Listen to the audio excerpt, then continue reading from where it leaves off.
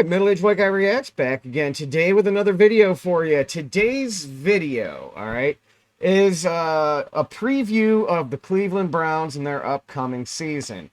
Now, I don't have much of an audience for Browns content. I understand that. This video is probably not going to do too well, but that's okay. This is a video I want to make. And then, hey, maybe the algorithm will bless one of my other videos and push that kind of out. Maybe it's something you guys want to watch. But... okay, we're doing this. We are talking about the Cleveland Browns and the 2022 upcoming season. All right. Gotta say, right off the bat, this is a season I am not particularly excited for. And that's saying something, because for a long time I was excited for every season, no matter, how long the odds were of us actually being good. If you're familiar with the Browns and the situation in the offseason, how we switched quarterbacks and then we got a guy who ends up getting suspended, you not kind of know where I'm coming from and why I would be a little bit down. So earlier, the last Browns video I did was me basically predicting that Deshaun Watson would get indefinitely suspended and at least be out the entire season. Now that would have happened, that would have came to fruition, and I would have been right if there wasn't other owners who have been in similar situations than Deshaun and, got slapped on the wrist and, no punishment from the NFL whatsoever. And they knew that the NFLPA was going to drag them into court, bring all this out into the public eye, and, kind of rehash this and open old wounds, okay? So they decided to settle and just go with 11 games for them, which is just long enough to make sure that our season is down the tubes before it even starts.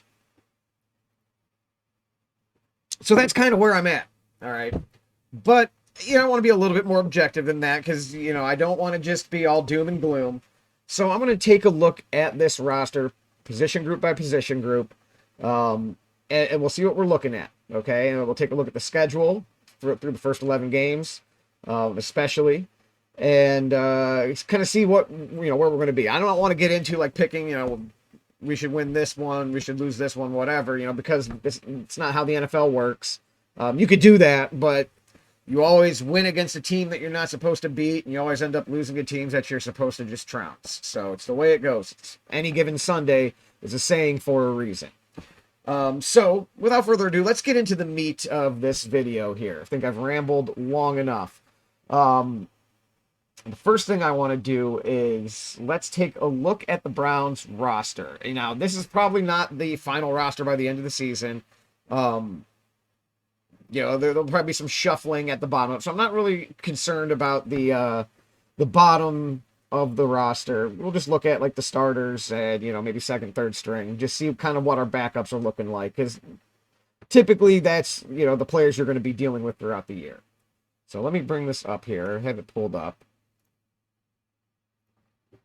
Let's see. Is that it? Yep. Okay. Let me move me. Hold on. There we go. I should be able to see it. Okay. So, this is the depth chart for week 1 against the Panthers here.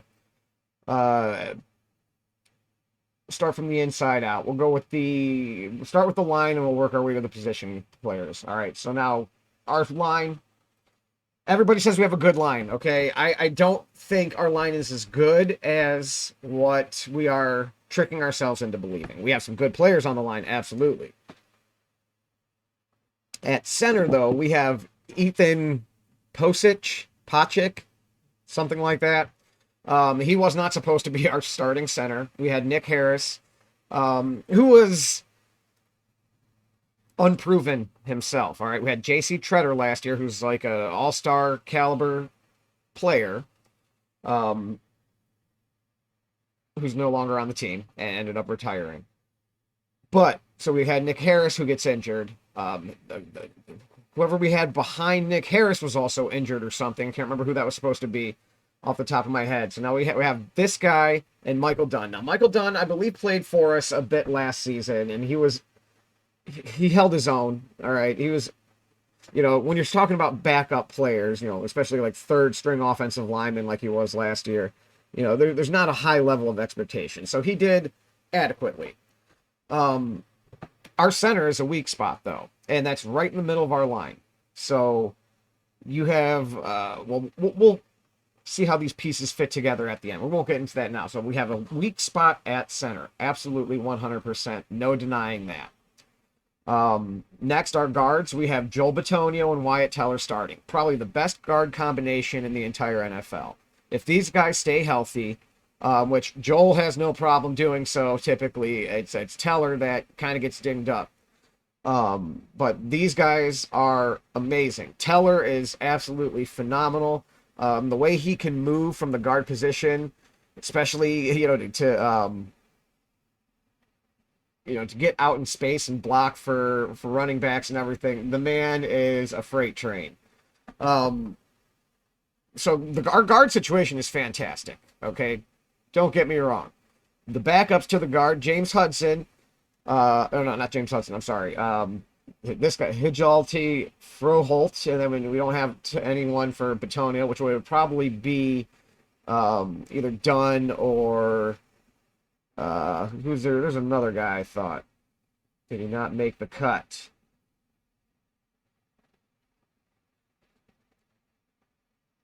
Maybe not. Okay, but, Hubbard could slide in, maybe, to a guard spot. He's kind of our swing lineman, this guy right here. So we're thin behind Bitonio and Teller. All right, so if we take an injury there, we're hurting a little bit.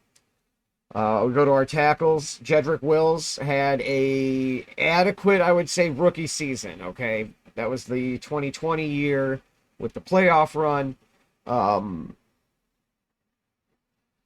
He did fine, okay? He wasn't fantastic. He wasn't horrible. Last season, he was injured earlier in the year. It was an ankle, and it just drug on all season long. He was never healthy. He was never 100%, and he struggled a bit last season. So it's kind of hard to say what he's going to be. I believe he could be an adequate left tackle. Okay, I think he could do the job for the next 4 or 5 years for us, or longer, if he plays closer to how he did as a rookie, and hopefully, develop from that. But definitely took a step back last season, so you're kind of not sure what you're going to get out of him this year. Jack Conklin, fantastic right tackle. Absolutely fantastic. Big road grader, physical, can, hold his own on that side of the ball, or that side of the line. But he was injured last year and was still kind of rehabbing through training camp and everything. And again, he's an older guy. And you're not sure what you're going to get. What Jack are you getting? Is he going to be healthy? Is he going to be able to last the entire year? So if he's healthy, if him and Teller stay healthy, that right side is going to be impenetrable. Either of those two go down, though, then you at least have a hole on that side. And if there's ever a case where they're both out of a game, the entire right side is weak. Now, Chris Hubbard can do pretty well as the backup right tackle. Like I said, he's kind of that guy who can play all along the line. He has starting experience. He's been with us for a long time. He's solid. He was injured last year. Okay, he got injured early, out for the season. So, another one. What Chris Hubbard are we getting? Because he, again, is not a young player. So, is the injury going to catch up to him? Is he still the same solid lineman that he's been in the past? If he is, then we could take an injury on the line, okay? Because he could fill in and he will play average to above. All right. If he's not the same player, though, we are extremely thin everywhere on the line when we're talking about backups taking injuries. So, our line is good. It is a good line. There are weak points, though. And if there's injuries, I don't think we have the horses to plug in there and still keep our line playing at the level that we expect them to. All right. So I think that covers the line pretty well. Sorry. All right, let's move on. Let's go to tight ends. All right, now they have David Njoku and Jesse James listed here as 1 and 2. Harrison Bryant is going to be in that mix, unless he was injured or something. I don't remember hearing any news of him being out this week. It's kind of odd, though, that you just signed Jesse James, and he leapfrogs Harrison Bryant, who's been a solid tight end for us. He could block a little bit. He could catch a little bit. He's good in the red zone. So, kind of surprising to see Jesse James get bumped over him when he just got on the team. David Njoku, very talented, okay? A lot of athleticism, inconsistent, okay? His career has been up and down. So, he will make phenomenal, amazing catches and then drop one that hits him square in the hands. It's the classic tale of the guy who has all the tools but just hasn't put them all together.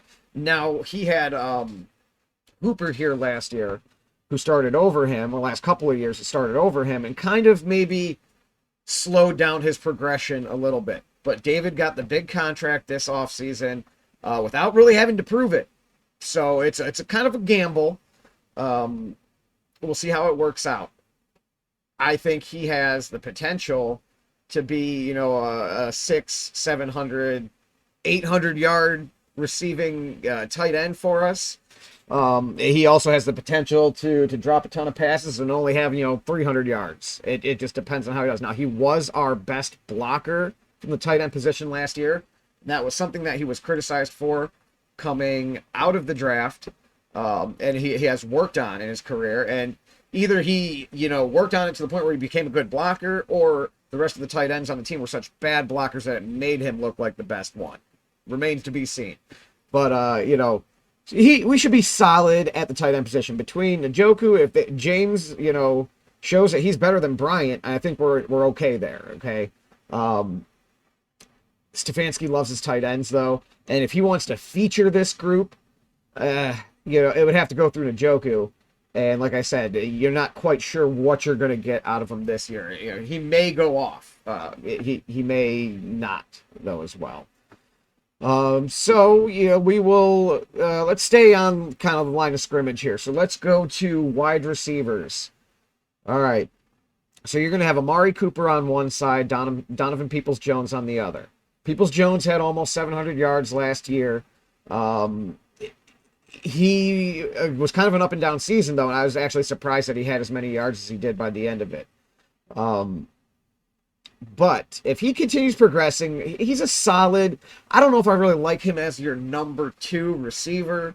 But, I feel like there should be a guy a little bit better than him there and have him as like the 3rd receiver, or at least the first guy off the bench. Whether you're playing him outside or inside at that point doesn't matter. But if he continues progressing, if he could give us 800 yards, and let's say Amari Cooper ends up giving us 1,100, that's pretty damn good production from your starting wide receivers. And that would only be about 100 yards extra for Donovan Peoples-Jones. So that's not out of the realm of possibility there. Now, talking about what we have behind them, David Bell, from all accounts, seems like he is going to be a very solid player. But he is a rookie, and until he gets out there and does it on the field, no one can say for sure. All right. He could look great in training camp and preseason, in college, in high school, and Pee Wee football. But until you can do it in the NFL, you can't say that you're going to be able to. Okay. There's way better guys who have came into this league who have failed to make the transition. So I feel like he's going to be a solid player. But with a rookie, you never know. There's no way to know until you know. So it's hard to count on any production from him. Anthony Schwartz, oh my God, the man is garbage. Garbage. Can run fast in a straight line, and that's about it. Can't catch a damn ball to save his life. Anthony Schwartz, prove me wrong, man. That's all I got to say. Prove me wrong. And then Michael Woods, I've heard some good things about him. I believe he was, a 5th or 6th round pick for us this year. Again, a rookie receiver. We'll just have to see how he does. So we have Amari Cooper, and that's it. Okay, Peoples-Jones is on. He's kind of like borderline, solid to, he might be a good receiver. We don't know. Um, but I'm not, super worried about him necessarily because I believe he'll at least give us another 700-yard season, which in the grand scheme of things from your number two isn't horrible. It's not horrible production. Um, Amari Cooper. Now, is he going to be better than Jarvis Landry has been for us? Now, Jarvis Landry's had some injury issues the last couple of years, so it's kind of, slowed him down during the season. So if we just get, Jarvis Landry type production from Amari Cooper, but he stays healthy and does it for 16 games, that'll be an upgrade. Just if we got the same production, but he's healthy. I think he has the potential to be better than Jarvis has been for us. But the determining factor is going to be the quarterback position, okay? And we'll get into that. But he has the potential to be an 1,200-yard receiver for us, 10 touchdowns, because there's no question, he is the unquestioned number one target of this offense when you're talking about throwing the ball. In last year, take for example, at the beginning of the year at least, you had Landry, Beckham, Hooper, Njoku, it's like who's like the number one, or not the number one, but they're all legitimate targets, right? Him, and you could maybe put Njoku in that category, but essentially that's it. That's the only guys who've kind of done it for a little while now. So we'll see. We'll see how that goes. We'll see how Cooper goes. I think he'll be solid. It's just going to depend on quarterback play. So let's go to fullbacks, which I do not believe we have any on this roster. I don't know if maybe one will sneak on at some point as, the bottoms of the roster get shuffled around. At this point, you'd probably use more like an H-back role with one of the tight ends, maybe Jesse James or Harrison Bryant. Running back, now this is where we shine. This is our bread and butter, and if we're going to have any success this year, this has to be our bread and butter. You have Nick Chubb, Kareem Hunt, Dearness Johnson, and they're listing Jerome Ford as the fourth. Nick Chubb is a top 2 to 3 running back in this league. To me, he is the number one. If they fed him the ball like Derrick Henry got fed the ball, he would have crazy numbers. All right, this guy has averaged over 5 yards a carry every season he has been in the league. He has over a 5-yard per carry average for his career at this point.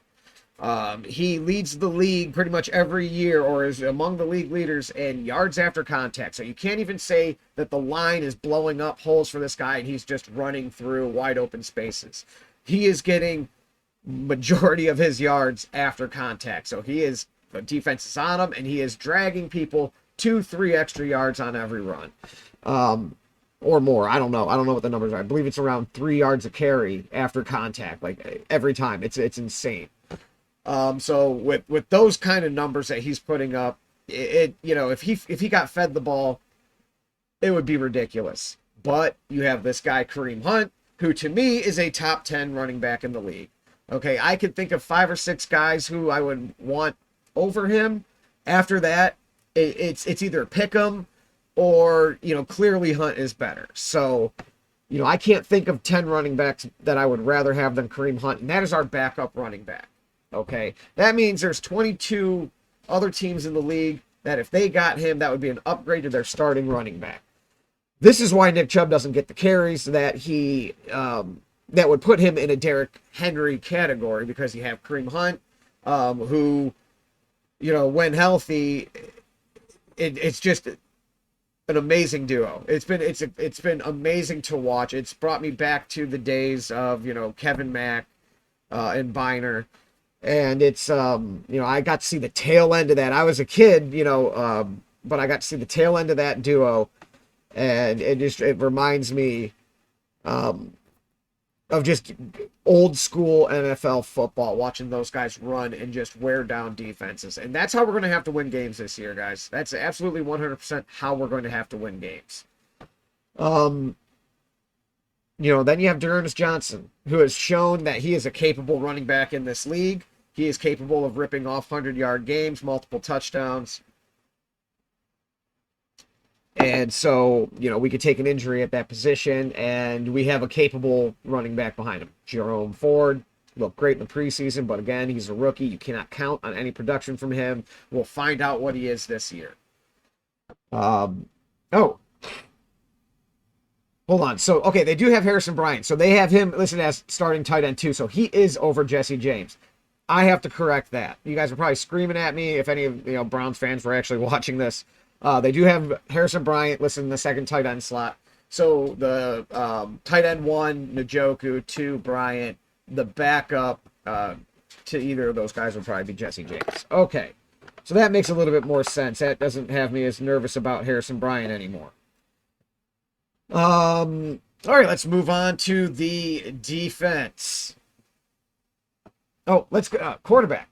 Okay, so quarterback, obviously, first 11 games, we have to talk about the guys that we're going to have available to us. Jacoby Brissett, Joshua Dobbs, and Kellen Mond. Jacoby Brissett last year had a 5.7 yard per attempt average, which is absolutely atrocious. Just absolutely atrocious. It's a dink and dunk style, obviously, that he played. I don't know if that was by design. Let's look up his career. Hold on. Let me see here. Let's go. Let's get his career stats here.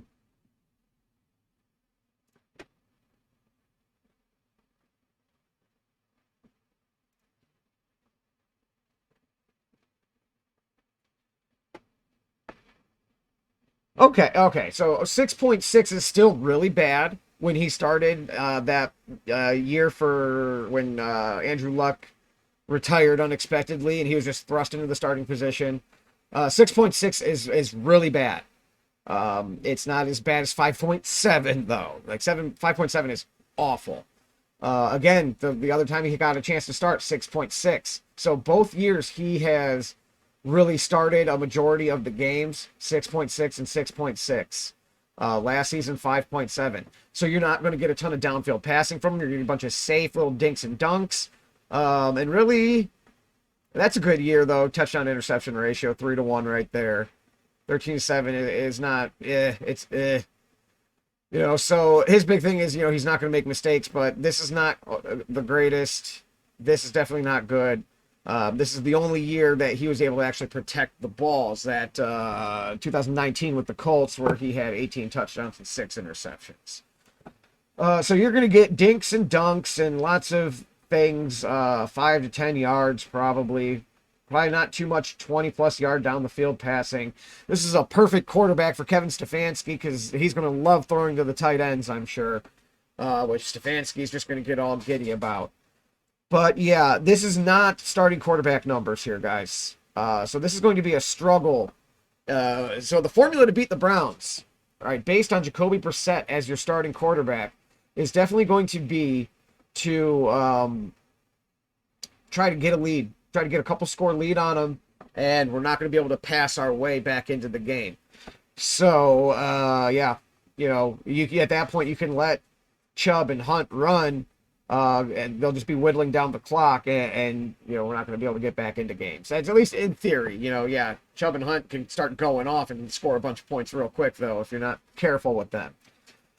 So that's okay. Back up. I just want to skip over the quarterback position altogether, apparently, because it's so awful. Joshua Dobbs looked solid in the preseason. Guy can run a little bit. He can throw a little bit.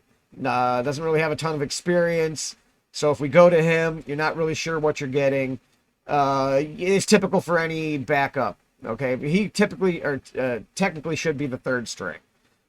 So then you look at it from that perspective. Then you're kind of still, anytime you go to a third string quarterback, you're in trouble. So yeah, our quarterback position is definitely the worst situation in the NFL right now. I know that might be a hot take because a lot of people are convinced Jacoby Brissett is capable of leading us for 11 games. I just don't think it's possible. I'm not seeing it, guys. And if we have to go to any of the guys behind him, just chalk it up. So, let's talk about the 6 games at the end of the season when we will have Deshaun Watson and Jacoby Brissett presumably moves into the backup role. At that point, Deshaun Watson hasn't played football in a long time. He is going to be rusty. So let's give him the benefit of the doubt and say he has 2 or 3 games of knocking off the rust, where he's kind of pedestrian. All right, he's middle of the road. He's a little average. It's not going to be a good way to end the season. He might get rolling the last couple of games or whatever, but this essentially is like an extended preseason for him. That's how you have to look at it. This is just him. The end of this year is going to be him knocking the rust off, getting used to the guys around him, and getting used to game speed again. So it's going to be hard to really judge what he has to offer. Seeing him this year, it's going to have to go into next year. That's really all I'm going to have to say about that for right now. How is this going to affect Cooper? I just need to make that point real quick. 6.6 and 5.7 yards per attempt. Jacoby's going to be keeping everything around the line of scrimmage, shortly past. Not going to be a lot of opportunities for deep balls and really racking up the big numbers for Cooper. And that goes for Njoku. The guy who might actually benefit from Jacoby Brissett's style of quarterbacking, though, will be Kareem Hunt. I have a feeling he'll be mixed into the passing game a lot of dump offs, a lot of screens to him. So I wouldn't be surprised if he has a huge year receiving the ball. That should take care of the offense, guys. That should definitely take care of the offense. What are we looking at here? 30 minutes. Let's go ahead and make this, do this defense real quick here. Because there's not a ton to say. Not a ton to say. It's pretty cut and dry. Start on the lines again. So you have Taven Bryan and Jordan Elliott starting at your interior, and Tommy Toglia and Perion Winfrey. Now, I think the depth here is solid, okay, when you're just taking into consideration the backup position and not what's in front of it. So I think those guys are perfectly acceptable to have as backups. I am very excited to see Winfrey. I think he's going to be a little bit of a work in progress, get him to direct his aggressiveness appropriately. But I'm excited to see him. Now, the starters, Elliott and Bryan, they're just guys, okay? We're very kind of weak in the middle. They did not look great in the preseason. They didn't, I haven't been impressed with Elliott since he's really been here. So, it's a weak spot. Defensive tackle is definitely a weak spot. Now, obviously, where we shine on the defensive line is Garrett and Clowney, probably the best defensive end combination in the league right now. They're both monsters. Clowney can stop the run, can rush the passer. He can move inside and play some defensive tackle for us, so that might be a saving grace. That's going to weaken our pass rush, though, and our ability to set the edge on those plays. But we can move him around a little bit. He gives us some flexibility. Garrett's just a monster. There's nothing else to really say about him. I think it's up to him or Donald this year to see which one's going to be the best defensive player. Behind those guys, we do not have much. Chase Winovich and Alex Wright. Alex Wright was like a 3rd-round pick for us this year, rookie. Not sure what we're going to see for him. Real tall guy, really long limbs. So he brings an interesting physical dynamic to the position. So I'm interested in seeing him, but like all these other rookies, you just don't know until you know. So kind of have some question marks behind our ends and our starting defensive tackles. I don't think are quality. So our defensive line is saved by having Garrett and Clowney, but I don't like that the defensive tackle position was an afterthought this year. Another afterthought of this offseason was the linebacker position. Now, Jeremiah Owusu-Koramoah, fantastic. This guy is the next big thing. His ability to go sideline to sideline, to come up and make tackles, he was phenomenal last year. He was a rookie, so he kind of, was a little inconsistent, a little hit or miss, but he made a ton of big plays around the line of scrimmage, sideline to sideline. His speed was hard for offenses to handle. You have a veteran, Anthony Walker, who's a very solid middle linebacker. Definitely need him in there to kind of show the young guys how it's done. He's not going to make you a bunch of mistakes. He's going to call the defenses the right way. Solid player. Sione Takitaki. He's a guy, okay? He's kind of de facto. Has been starting there for like 3 years for us just because there's nobody better on our roster.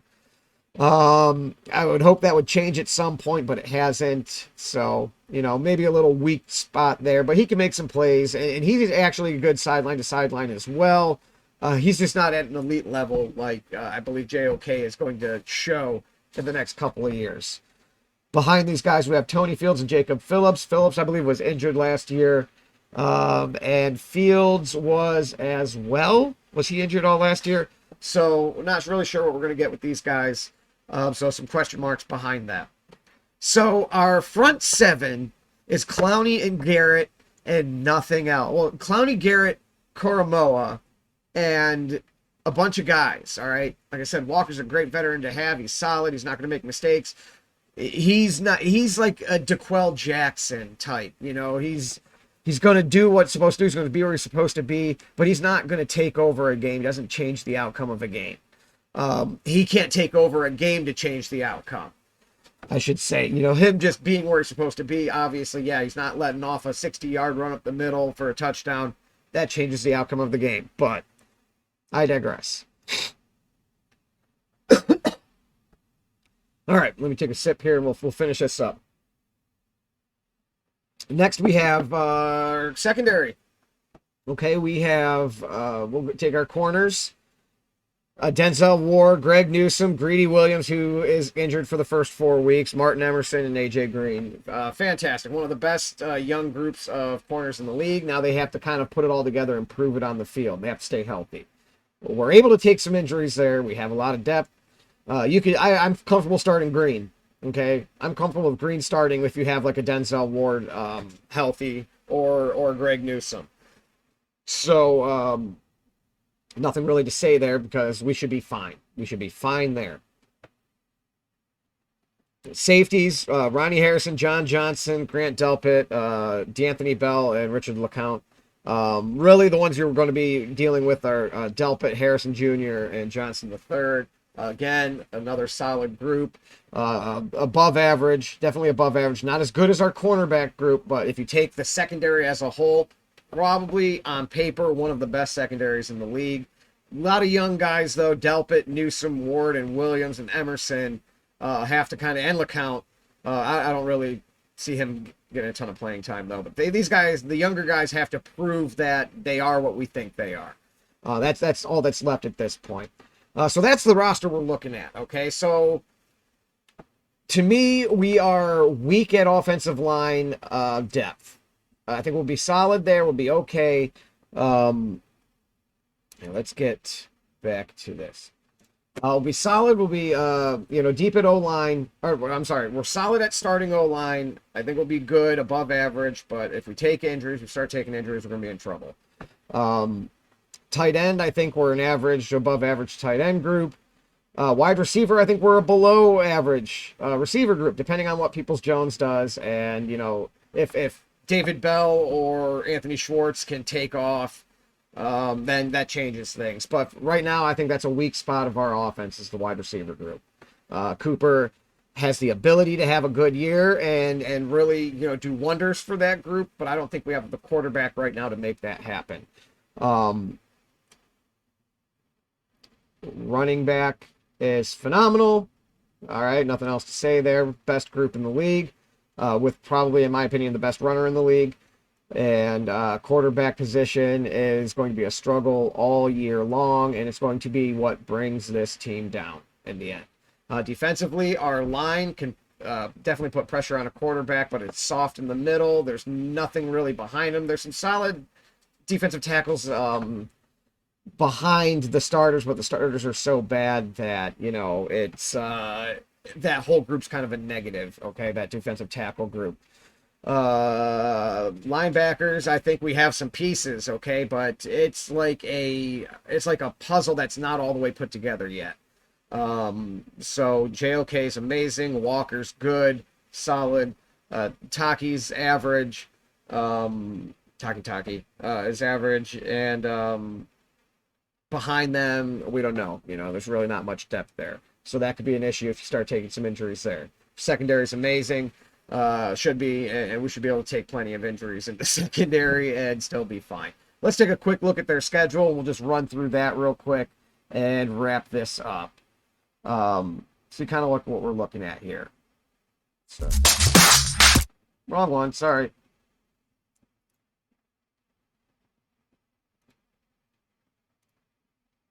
Okay, bring it up.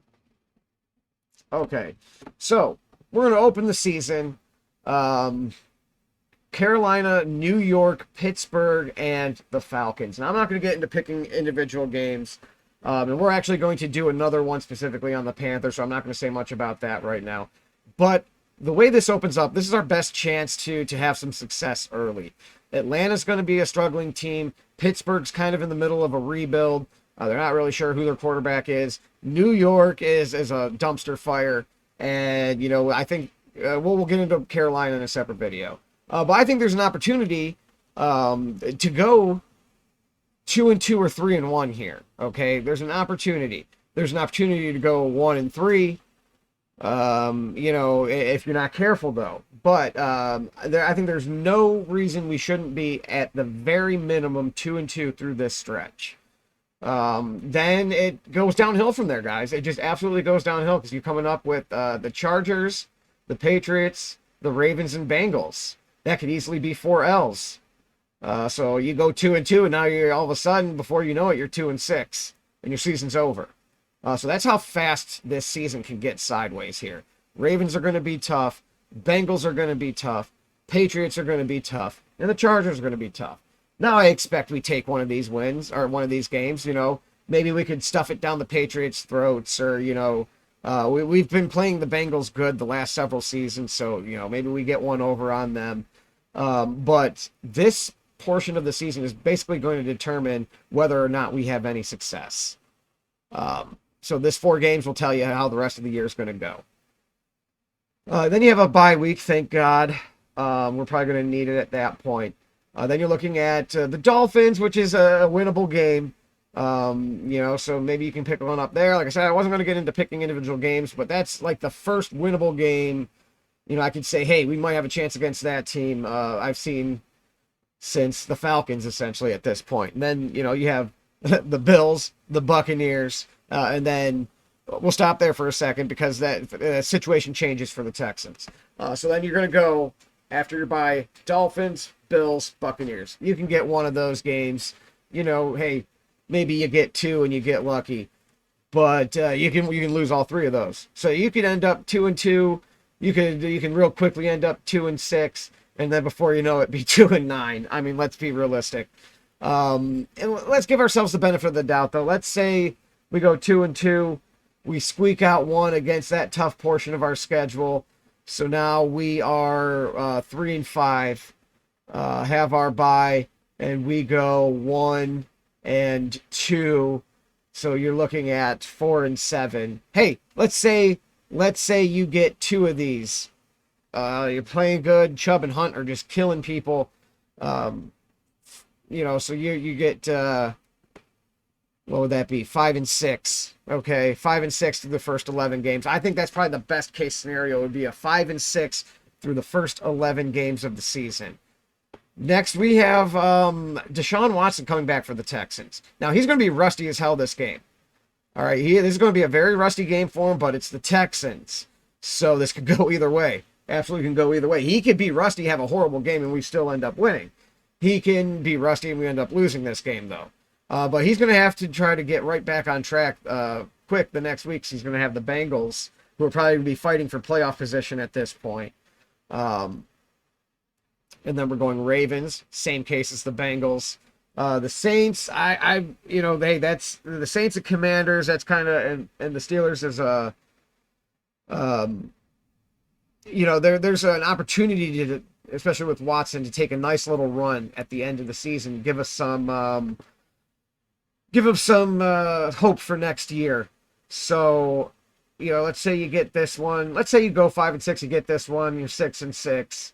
and you go on a little run, and you end up, what, 9-8. You know, that I think that's probably the best case scenario for the season. But this one, you know, the Steelers are probably going to be playing tough still. The Saints, they have some players, man. It's just, it depends on what kind of quarterback Jameis Winston is going to be for him this year. You know, so that 9-8 could be, you know, 7-10, yeah, whatever. I think we'll be around 500, a little less, honestly. It depends on how these first 11 games are going to go. I could see anywhere from 2-9 to 5-6, and I wouldn't be surprised. I think we're going to settle right around a 4-7 through the first 11 games, though. But you know, hey, that kind of is what it is. There's the Cleveland Browns 2022 preview. Our roster is almost there. You know, it's a shame we're kind of wasting a year here, but it is what it is with our quarterback situation. And you know, it's what Andrew Berry and Kevin Stefanski and Jimmy Haslam thought was the best way to go forward. So you know, only time will tell if these were the correct moves that they made. So that'll do it. That'll be the video. Stay tuned, because I'm going to have a week 1 Panthers Browns preview video as well. That's the video, though. Middle-aged white guy is out. Peace.